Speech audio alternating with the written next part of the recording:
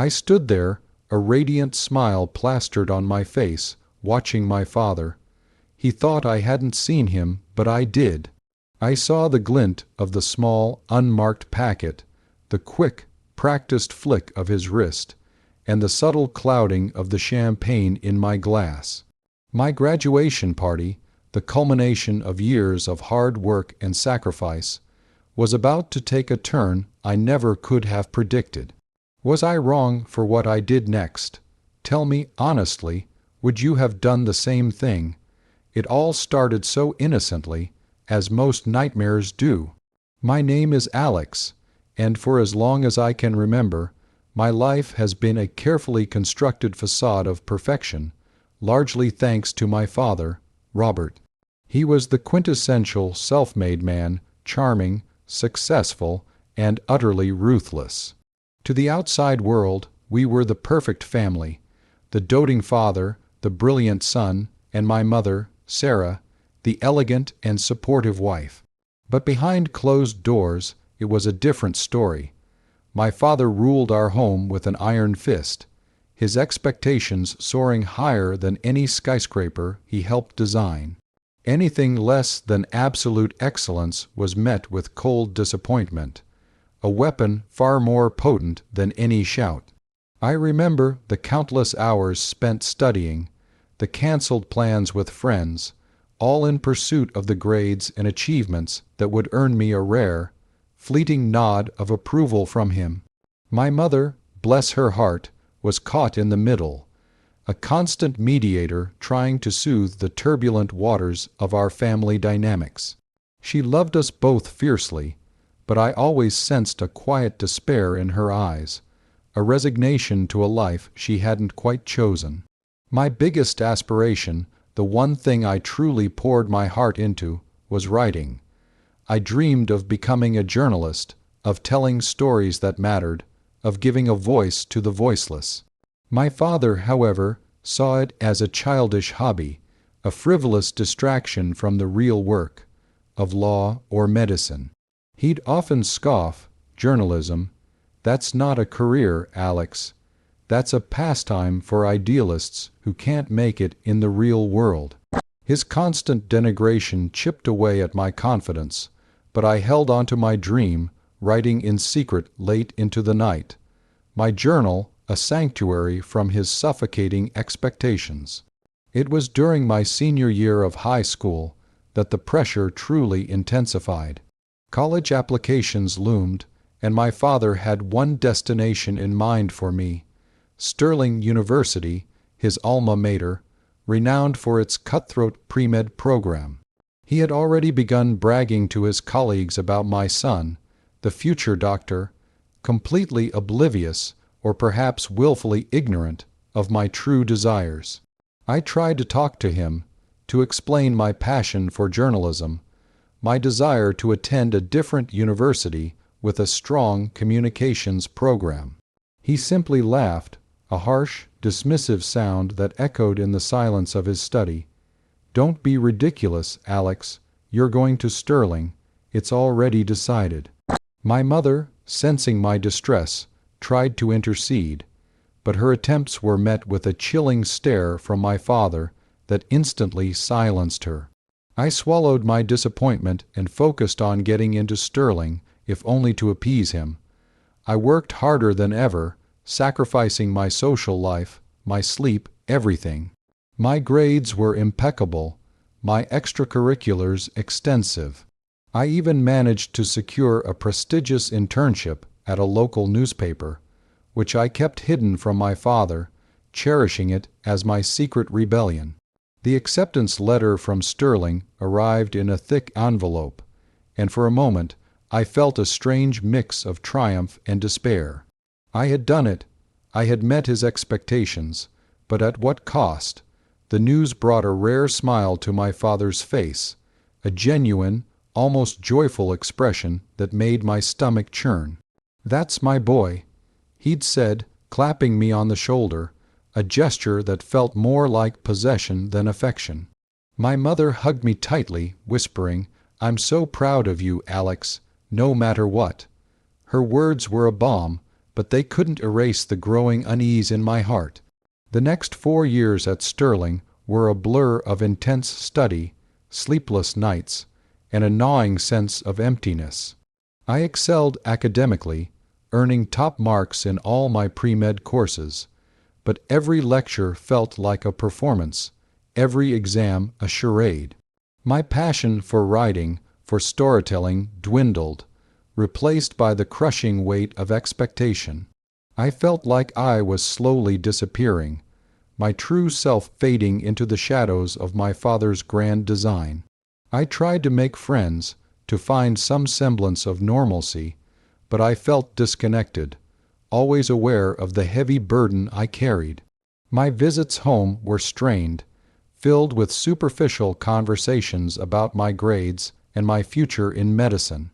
I never dared mention my internal struggles, knowing they would be met with scorn. My mother, however, seemed to sense my unhappiness. She would often leave me small notes, encouraging me to follow your heart, or don't forget what truly makes you happy. Those notes were my lifeline, a reminder that someone still saw the real me. As graduation approached, my father's excitement reached a fever pitch. He had planned an elaborate party, inviting all his business associates, family friends, and even some of the university faculty. It was less a celebration of my achievement and more a grand display of his own success. He spoke endlessly about my future, about the prestigious medical school he expected me to attend, about the legacy I would carry on. The pressure was suffocating. I felt like a puppet, my strings being pulled by an invisible hand. I knew, deep down, that I couldn't go on like this. I couldn't commit to a life I didn't want, a life that would ultimately destroy me. I had to find a way out, but every path seemed blocked, every escape route guarded by my father's formidable will. I even considered running away, disappearing entirely, but the thought of leaving my mother, who had silently suffered alongside me, was unbearable. The day of the graduation ceremony was a blur. I walked across the stage, accepted my diploma, and smiled for the cameras, all the while feeling a profound sense of unreality. It was as if I was watching myself from a distance, an actor playing a role in a play I desperately wanted to leave. The party was held at our sprawling estate, the garden meticulously decorated, a live band playing upbeat jazz, and caterers serving exquisite food. My father was in his element, holding court, basking in the glow of his perceived triumph. He introduced me to everyone, his arm draped possessively around my shoulder, extolling my virtues as if I were a prized show animal. I endured the wishes and the questions about my future, offering vague, noncommittal answers, my mind racing, desperately searching for a solution. I kept glancing at my mother, who looked tired, her smile not quite reaching her eyes. We exchanged a brief, understanding look, a silent acknowledgment of the unspoken turmoil between us. It was later in the evening, as the party was in full swing, that I found myself standing near the champagne fountain. My father, after a particularly lengthy conversation with a senator, walked over, a triumphant grin on his face. To my son, the future doctor, he boomed, picking up 2 flutes. He poured the sparkling liquid into one, then into the other. As he turned his back to grab a tray of appetizers, I saw it. The small, clear plastic baggie, the white powder, the quick, almost imperceptible movement as he tipped it into my glass, stirring it briefly with his finger before placing both glasses on. Table, my heart pounded in my chest, a frantic drum against my ribs. What was that? What was he doing? My mind reeled, trying to process the impossible. I kept my face impassive, my smile unwavering, as he turned back, holding out one of the glasses to me. "A toast, Alex," he said, his eyes gleaming with a strange mixture of pride and something else I couldn't quite decipher. So that's the situation I was in, and I had to make a choice. Here I was, at my own graduation party, holding a champagne glass that I now suspected was tainted, presented to me by the man who was supposed to protect me, not poison me. Before I tell you what happened next, I want you to pause and comment below what you would have done in my shoes. What would be your move in that moment? My mind raced, 1,000 thoughts colliding in a frantic scramble. What was the powder, a sedative, a drug to make me more compliant, more agreeable to his plans, or something far more sinister? The betrayal was a physical blow, a cold, sickening realization that pierced through years of carefully constructed illusions. I looked at my father, his face radiating satisfaction, and a chilling resolve settled over me. I would not be his puppet any longer. I would not be controlled. I would not drink from that glass. With a charming, disarming smile, I took the glass from his hand. "Thank you, Father," I said, my voice steady, betraying none of the turmoil within me. I raised it slightly, as if to toast. Then, in one swift, fluid motion, I turned, ostensibly to admire the garden, and bumped accidentally into a passing waiter. The champagne glass slipped from my grasp, shattering on the flagstones with a delicate, tinkling sound.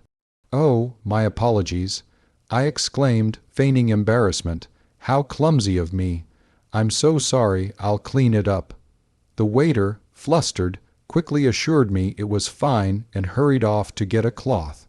My father, initially startled, recovered quickly. "Alex, really," he sighed, a hint of annoyance in his voice. Always so absent-minded. He motioned for another glass, but I shook my head. "No, Father, I'm fine. I think I've had enough for now. All this excitement has gone to my head." I laughed, a light, airy sound that masked the fury brewing inside me. The rest of the evening was a strange dance. I avoided my father, keeping my distance, my eyes constantly scanning his movements. I saw him approach my mother, whispering something to her, and for a fleeting moment, a flicker of fear crossed her face before she quickly composed herself. That was enough. That confirmed my suspicions. Whatever he was doing, she knew about it, or at least suspected. My heart ached for her, for the silent suffering she endured, but also a sliver of anger ignited within me. Why didn't she warn me? Why didn't she protect me? As the party wound down, I waited for the opportune moment. My father, flushed with alcohol and self-congratulation, was saying good-bye to the last of his guests. My mother was in the kitchen, overseeing the cleanup. I approached my father, my smile still firmly in place. "Father," I began, "I just wanted to thank you for everything, for this party, for Sterling, for pushing me to be my best." His chest swelled with pride. "Of course, son, it's what I do. I prepare you for greatness." I nodded, "And you have, which is why I've made a decision." His eyebrows raised, a hint of curiosity in his eyes. "Oh," I took a deep breath. "I've decided not to go to medical school." The words hung in the air, shattering the polite hum of conversation around us. His face, moments ago beaming with pride, contorted into a mask of disbelief, then fury. "What did you say?" he hissed, his voice low and dangerous. "I said," I repeated, my voice growing stronger, "I'm not going to medical school. I've been accepted into the journalism program at Northwestern, and I've already accepted their offer. I'm moving there next month." He stared at me, his eyes wide with shock. You did what, behind my back?" "No," I corrected, a cold smile gracing my lips. "I did it for myself, for my future, for the life I want to live, not the one you've orchestrated for me." Before he could fully erupt, I continued, my voice unwavering. And while we're being honest, Father, perhaps you can explain why you felt the need to drug my champagne tonight. What was that powder you slipped into my glass? Was it to prepare me for greatness too, or just to ensure I stayed pliable for your grand plans? The color drained from his face. His jaw clenched, his eyes darting frantically around, searching for an escape. He looked like a cornered animal. My mother, who had just entered the room, gasped, her hand flying to her mouth. She looked from me to my father, her face a mixture of horror and shame. "Alex, don't be ridiculous." My father stammered, his voice cracking. I don't know what you're talking about. Don't you?" I countered, stepping closer, my voice dropping to a whisper that still carried the weight of my accusation. "Because I saw you, Father. I saw the baggie, I saw you pour it in, and I saw the fear in Mother's eyes when you spoke to her earlier. What were you planning, Father? To make me agree to something I didn't want, to control my mind as you've tried to control my life." He opened his mouth, but no words came out. He was completely exposed, his carefully crafted facade crumbling around him. My mother, tears streaming down her face, finally spoke. "Robert, tell him the truth," she cried, her voice choked with emotion. "Please, just tell him." He glared at her, a look of pure hatred flashing in his eyes, before turning back to me, defeated. It was a mild sedative," he mumbled, refusing to meet my gaze. "To help you relax. You've been so stressed lately, Alex. I thought it would just calm your nerves, help you see things clearly. Calm my nerves, or calm my resistance." I shot back, my voice laced with venom. "You tried to drug your own son to manipulate him into doing what you wanted. Do you have any idea how sick that is?" The revelations sent shockwaves through the few remaining guests, who had discreetly edged closer, unable to ignore the escalating drama. Whispers erupted, hushed and horrified. My father, stripped bare, stood frozen, his reputation in tatters. I turned to my mother, my heart heavy. "Mom, I know this is hard, but I can't stay here. I can't live like this anymore." She nodded, her tears still flowing, but there was a flicker of resolve in her eyes. "I understand, Alex," she whispered. "Go, live your life, be happy." The next few weeks were a whirlwind. I packed my bags, my mother silently helping me, her actions a quiet defiance against my father. He tried to stop me, alternating between anger and pathetic pleas, but I was unyielding. My mother, in a shocking turn of events, announced that she was also leaving him. The revelation sent ripples through their social circle, a scandal that overshadowed even the story of my dramatic exit. I moved to Northwestern, embracing my new life with a fervor I had never known. I thrived in my journalism classes, finally feeling like I was in my own skin. I made genuine friends, people who saw me for who I was, not for who my father wanted me to be. My mother and I remained close. She eventually found her own strength, divorcing my father and starting a new life, a life where she could finally breathe. My father's business suffered, his reputation tarnished by the scandal. He lost clients, lost respect, and ultimately lost everything he valued most: control. I never regretted my decision. It was terrifying, exhilarating, and ultimately the most liberating choice I ever made. The champagne glass, shattered on the flagstones, became a symbol for me, a broken past, leading to a new, brighter future, built on my own terms. So, that's my story. It's a testament to the fact that sometimes the people who are supposed to protect you can be the very ones trying to hold you back. Always trust your instincts and never let anyone dim your light, no matter who they are. Like this video if you were on my side in this whole mess. Subscribe for more stories like this, and share your final thoughts on this whole ordeal in the comments section below. I'll see you all in the next story.